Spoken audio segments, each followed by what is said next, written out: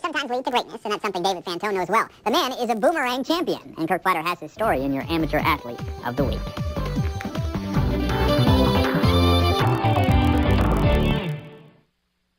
David Fantone first got into boomerangs in 2005 after realizing his Frisbee golf skills just weren't up to par. Since then, Fantone boasts more boomerangs than most people could imagine. Hanging up, I have about 100 boomerangs hanging up.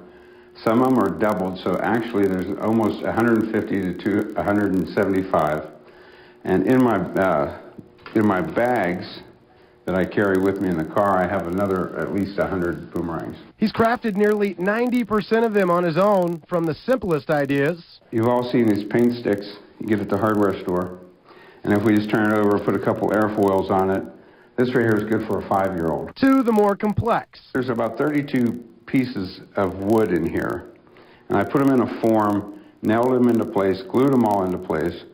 And then each terminal where it ends, I filled it with a clear resin. Fantone also has boomerang themes from cats to bats and other custom designs. He's won 3 first-place awards from the United States Boomerang Association for design, artwork, and craftsmanship.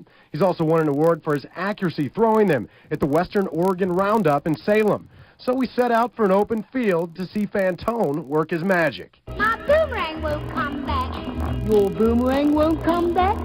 My boomerang won't come back. My boomerang won't come back.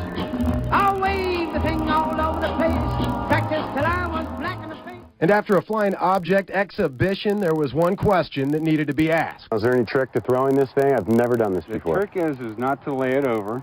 You don't want to lay it over. You want to throw it straight up and down. It's almost akin to knocking on a door or throwing darts. And it's not in the throw as much as it is in the snap of the wrist. If it doesn't spin, it won't fly. We'll see if we can give it a shot, and hopefully this thing will come right back to me here.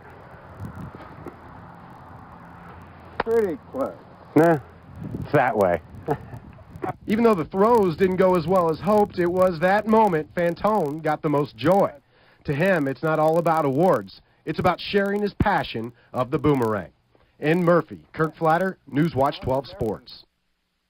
It's a pretty unique skill to have to be able to throw it. I think Kirk really struggled with it. So he was not injured, though. The good news is he didn't come close enough to actually hit himself. The good news was he was not injured, and even better news, he didn't injure anyone else. Yeah. I think that's what he was worried about. It sounds like that song was more for Kirk than, yeah, I think definitely more for Kirk. But yeah, interesting story. Thanks.